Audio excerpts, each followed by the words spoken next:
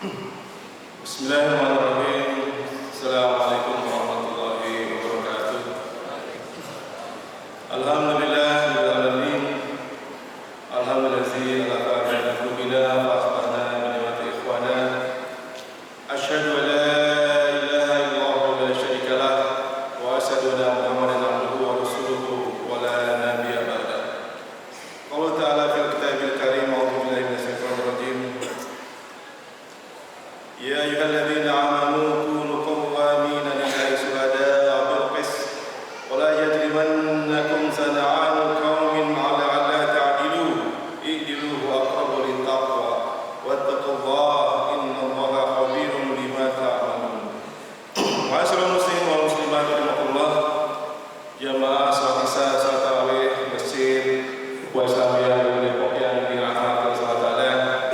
Alhamdulillah, bismillah, kita bisa sampai pada hari-hari terakhir, etapa terakhir bulan Ramadan 1447 Hijriah. Semoga tetap dalam kesemangat, tetap sehat, semangat, dan tetap bertekad menghabiskan sisa Ramadan dengan kekuatan maksimal, bukan malah mengendor. Karena ada tradisi Indonesia, hari-hari awal masjid penuh, di menjelang hari-hari akhir Ramadan masjid mulai perlahan-lahan menyusut jamaah mirsafnya. Juga kita disibukkan dengan perjuangan pulang kampung, mudik, cari baju baru, cari oleh-oleh, persiapan bukaan lebaran dan sebagainya. Itu penting, tapi juga jangan lupakan etapa terakhir justru yang paling penting. Jadi kita diminta untuk bisa mengoptimalkan yang disebut asyarul awakhir, dalam ada malam yang khairul min alfi syahr, itu malam Lailatul Qadar. Salawat dan salam telah tercurahkan kepada Nabi dan Rasul kita Muhammad sallallahu alaihi wasallam, keluarganya, para sahabatnya, segenap kaum muslimin dan muslimat di makan waktu zaman, juga para shaimin wa shaimat, orang yang melaksanakan puasa dengan iman wa ihtisaban, semua mengharapkan ridho Allah Subhanahu wa taala. Semoga Ramadan kali ini bukan yang terakhir, juga bukan yang terakhir bagi kita. Semoga kita masih bisa menjumpai Ramadan yang akan datang. Dan juga semoga kita tidak terpaku ibadah hanya pada bulan Ramadan. Karena juga ada tradisi lain bangsa Indonesia, kita jadi baik, jadi soleh, jadi taat, jadi rajin baca Quran, jadi rajin zikir, jadi rajin memberi, rajin sedekah, zakat, infak hanya pada bulan Ramadan. Begitu masuk Syawal kembali mulai malas, mulai jarang infak, jarang sedekah, jarang berzikir, jarang tilawah Al-Quran, jarang qiyamul lail. Nauzubillah summa nauzubillah. Ma'asyiral muslimin rahimakumullah, jika pada malam hari ini kami menyampaikan topik sesuai dengan arahan panitia terkait dengan jihad melawan korupsi.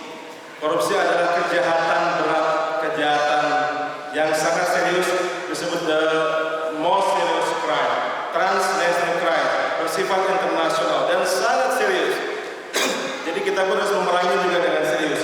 Kita harus memerangi korupsi dengan sangat-sangat serius. Apalagi pelakunya sebagian besar juga umat Islam. Sebagian besar pelaku korupsi umat Islam. 2 minggu lalu seorang bupati di Jawa Tengah bagian utara tertangkap. Ada operasi tangkap tangan KPK juga seorang muslimah menggunakan jilbab. Sebelumnya juga bupati yang haji, ada yang haji, ada yang haji berkali-kali, umroh berkali-kali, bikin masjid di mana-mana, punya rumah yatim, bahkan rumah penghafal Quran, tapi juga dia korupsi.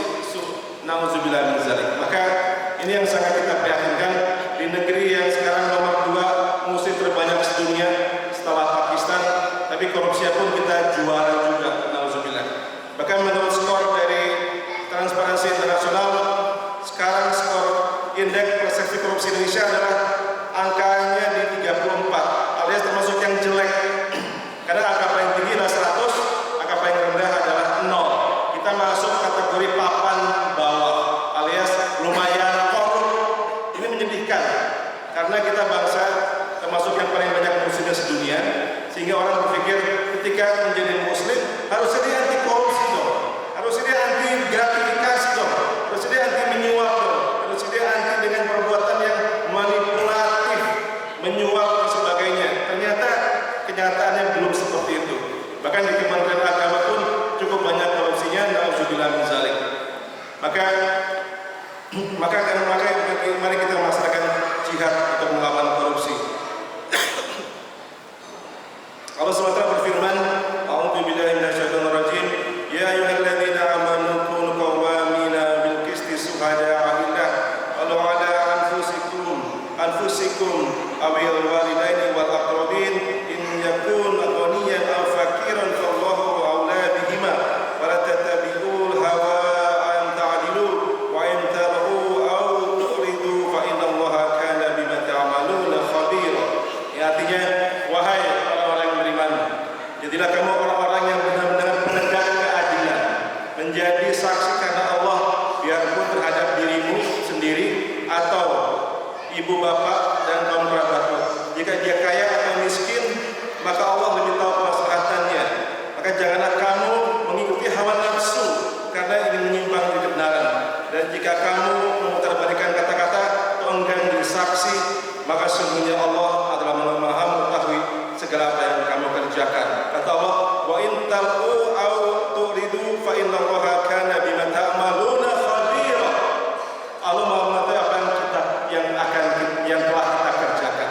Kadang-kadang kita cuma takut sama bos, takut dengan media, takut viral, takut dengan atasan. Ini takut sama Allah. Kita cuma takut dengan, di sini mungkin di kampus takut dengan dekan, takut dengan ketua prodi, takut dengan rektor, takut dengan wakil rektor. Cuma kita tidak takut dengan Tuhan, tidak takut dengan roh kita yang menciptakan kita. Maka kita kadang-kadang ingin membuat senang atasan, tapi dengan cara mengkhianati Allah Subhanahu wa taala. Nauzubillah min zalik. Maka mari kita mengerem yang disebut dengan hawa nafsu. Karena kata Allah, maka janganlah kamu mengikuti hawa nafsu. Fala tatabi'ul hawa an ta'dilu. Maka janganlah kamu mengikuti hawa nafsu karena ingin menyimpang dari kebenaran. Dan jika kamu memutarbalikan kata-kata atau enggan bersaksi, maka Allah mengetahui apa yang kita kerjakan. Nauzubillah min zalik. Ma'asyiral muslimin rahimakumullah. Karena korupsi ini kadang-kadang tidak kelihatan. Dan orang korupsi rata-rata bukan orang miskin, tapi orang-orang yang kemaruk, orang-orang rakus, orang-orang yang tidak puas dengan harta. Karena mereka bukan orang miskin, mereka orang yang kebanyakan yang sudah bagus kedudukannya. Karena hanya orang yang punya jabatan baguslah yang bisa korupsi. Dia pengambil keputusan, dia pejabat pembuat komitmen, dia pejabat pengadaan, dia kepala daerah, dia kepala dinas, dia kepala unit dan sebagainya. Bukan orang biasa, dia orang yang punya kedudukan, namun menyalahgunakan kedudukan, menimbulkan konflik kepentingan, akhirnya menyalahgunakan kewenangan, lahirlah korupsi. Siapa yang rugi gara-gara korupsi? Bangsa Indonesia, umat Islam juga yang rugi. Pelakunya umat Islam, korbannya pun umat Islam. Sekian banyak sekolah tidak jadi dibangun, jalan tidak jadi dibangun, anak-anak tidak bisa makan, pusat pelayanan kesehatan tidak kunjung jadi, obat-obat semakin mahal karena perilaku koruptif yang sangat mengerikan di Indonesia. Ma'asyiral muslimin rahimakumullah, ada 7 bentuk korupsi yang harus kita waspadai. Pertama adalah menyebabkan kerugian keuangan negara. Kedua, gratifikasi. Hati-hati dengan gratifikasi. Karena kadang-kadang kita memandang remeh, menyamakan ini kan cuma hadiah, nggak apa-apa. Ini kan cuma hadiah. Padahal hati-hati. Termasuk di kampus juga sama ya. Saya juga termasuk yang harus berarti, karena saya dosen, saya profesor, saya juga sering membimbing skripsi, tesis, disertasi, dan selalunya ada mahasiswa yang selalu membawa hadiah. Hati-hati, walaupun itu mungkin halal, walaupun itu barangnya zatnya halal, tapi tidak ada pemberian tanpa maksud. Kalau saya bukan pembimbing skripsi dia, kalau saya bukan pembimbing tesis dia, kalau saya bukan pembimbing disertasi dia, mungkin dia akan memberikan hadiah pada saya. Pasti ada intention, istilahnya ada mens rea. Maka hati-hati dengan pemberian, karena bisa jadi menyebabkan kita menjadi susah menghadapi hisab di yaumil akhir. Yang ketiga, penggelapan dalam jabatan. Juga hati-hati penggelapan dalam jabatan, menyalahgunakan jabatan. Keempat, benturan kepentingan alias konflik of interest. Seperti dalam kasus Bupati inisial F di Pekalongan, dia membuat perusahaan keluarga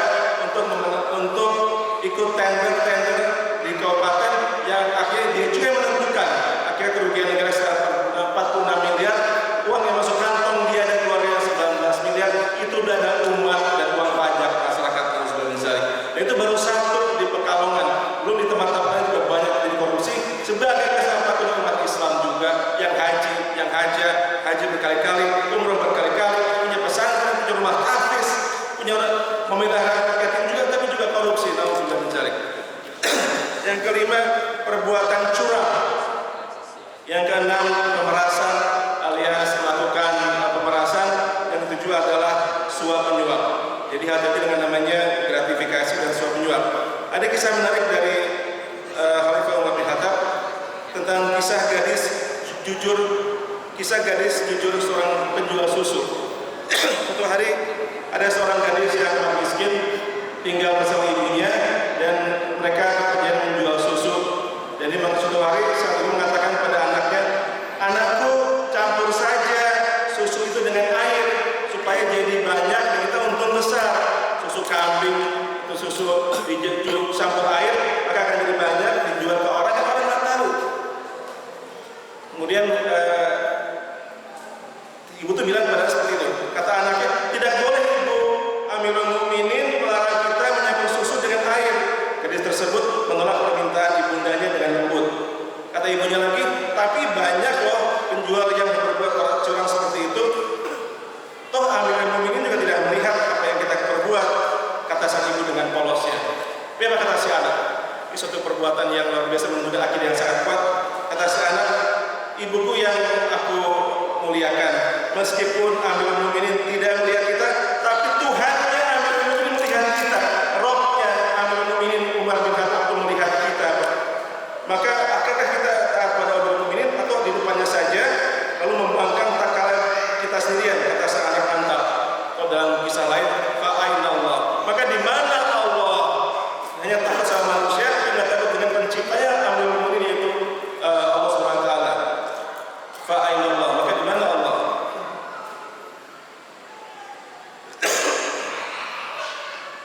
Kemudian Umar menyimak pembicaraan tersebut. Dia sebelum pulang dia meminta Abdullah untuk menandai rumah tersebut. Begitu kembali, jadi Umar ikut mendengarkan dialog antara ibu dan anak yang jujur itu. Umar memanggil putra-putranya. Dia nanya, "Adakah di antara kalian yang ingin menikah?" Kata Asim bin Umar, "Ya Amirul Mukminin, ya ayah, saya belum menikah. Wahai ayah, nikahkanlah aku." Kata Umar berkata kepada Asim, "Pergilah kamu ke suatu tempat di daerah ini, kau akan bertemu dengan seorang gadis, temui ibunya. Persunting gadis itu akan menjadi istrimu, semoga Allah memberimu keturunan yang baik darinya." Akhirnya Asim bin Umar menikah dengan gadis penjual susu itu. Allah menakdirkan pasangan tersebut dikaruniai anak yang berbudi pekerti luhur, yang soleh dan solehah. Salah seorangnya adalah Laila yang ketika dewasa menjadi persunting oleh gubernur yang soleh adalah Aziz bin Marwan. Dia pernikahan tersebut lahirlah sang jadi pertama itu Umar bin Abdul Aziz yang kemudian jadi cucunya Umar bin Khattab. Sosok tersebut dikenang sebagai pemimpin dinasti Umayyah yang adil dan waras. Maka yang bisa kita katakan rezeki yang halal, uang yang halal, minuman yang halal, makanan halal akan juga sampai pada anak dan keturunan kita. Maka mari kita bermuhasabah, kita introspeksi. Kalau barangkali anak kita, cucu kita, keturunan kita susah diajak sholat, susah diajak meninggalkan kebaikan, susah untuk berbuat hal-hal yang baik. Jangan-jangan pernah ada makanan haram yang masuk ke mulut mereka. Nauzubillah min dzalik. Jadi pernah ada rezeki yang tidak halal masuk ke dalam mulut anak-anak kita. Jangan-jangan bukan salah mereka, salah kita memberi makan di rezeki yang tidak halal, memberi makan sesuatu yang tidak halal alias yang haram yang tidak kita sadari ataupun yang kita sadari. Nauzubillah min dzalik. Masuk sunatullah. Akhirnya kami mengajak diri khatib juga kepada muslimin sekalian, semuanya itu sudah jelas, yang halal jelas, yang haram jelas. Kata dari Abdullah Nu'man bin Basir radhiyallahu anhu, dia berkata, "Aku mendengar Rasulullah SAW bersabda, sesungguhnya perkara yang halal itu telah jelas dan perkara yang haram itu jelas. Di antara keduanya terdapat perkara yang samar yang diketahui oleh mayoritas manusia. Dan siapa yang menjaga dirinya di perkara yang samar tersebut, maka dia telah menjaga kesucian agama dan kehormatannya. Dan siapa terjatuh ke dalam perkara syubhat, maka dia telah terjatuh kepada perkara seperti seorang pengembala yang mengembalakan ternaknya di sekitar daerah larangan atau hima. Dikhawatirkan dia akan masuk ke dalamnya. Tahulah bahwa setiap raja itu punya hima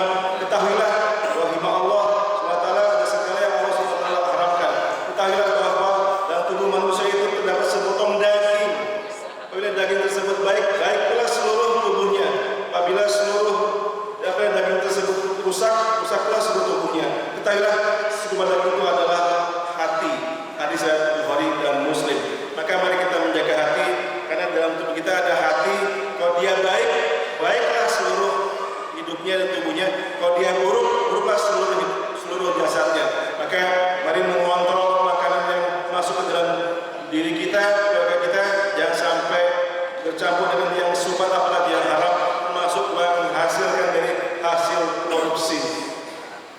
Korupsi bisa berupa penggelapan, penyuapan, mengambil paksa orang lain, berkhianat, ataupun syarikoh, yaitu pencurian, hirobah, perampokan, dan sebagainya. Maka mari kita tinggalkan dan kita menjadi umat yang amanah.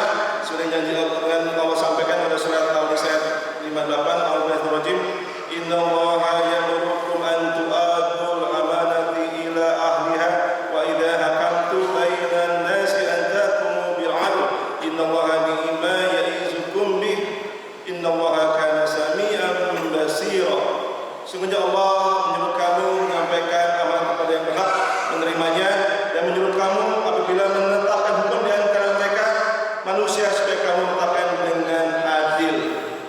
Dan perkenankan kami menutup dengan surat Al-Hadid ayat 25. A'udzu billahi minasyaitonir rajim. Laqad arsalna rusulana bil bayyinati wa anzalna ma'ahumul kitaba wal mizana liyaquma an-nasu bil qist wa anzalna al-hadida fihi ba'sun sadidun wa manafi'u lin-nas wa liya'lamu Allahu man yansuruhu wa rasulahu bil ghaib innallaha qawiyyun aziz. Artinya sesungguhnya kami telah mengutus rasul kami dengan membawa bukti-bukti yang nyata dan telah kami turunkan bersama mereka Alkitab dan neraca keadilan supaya manusia dapat melaksanakan keadilan. Dan kami ciptakan besi yang padanya terdapat kekuatan yang hebat dan berbagai manfaat bagi manusia supaya mereka mempergunakan besi itu dan supaya Allah menghormati siapa yang menolak nama Allah dan Rasul melihat pada Allah tidak dilihatnya. Semoga Allah kuat lagi Maha Perkasa. Maka marilah kita selalu melakukan jihad melawan kemungkaran, termasuk jihad melawan korupsi. Semua dimulai dari rumah. Tidak harus menunggu jaksa, KPK, polisi, hakim untuk menindak, dimulai dari diri kita sendiri. Kalau semua kaum muslimin tidak berlaku jujur, tidak korup, tidak aniaya, amanah, dapat dipercaya, tidak hianat, insyaallah tidak perlu KPK, tidak perlu polisi, tidak perlu hakim, tidak perlu kejaksaan.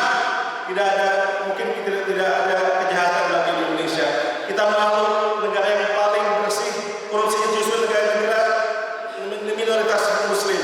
Denmark, Selandia Baru, Swiss, Belanda, Prancis, Jerman, Australia, Singapura, negara-negara yang paling sedikit korupsinya. Negara yang paling banyak korupsinya negara muslim. Bangladesh, Indonesia, Pakistan, Sudan, Somalia, negara paling banyak korupsinya. Nauzubillah. Maka di mana Allah, kalau kita cuma takut sama atasan, tidak takut sama Allah. Demikian semoga manfaatnya buat kami juga pada jamaah sekalian. Mari berjihad melawan korupsi sekarang dan selama-lamanya, mulai dari diri kita sendiri dan mulai dari saat ini. Yang benar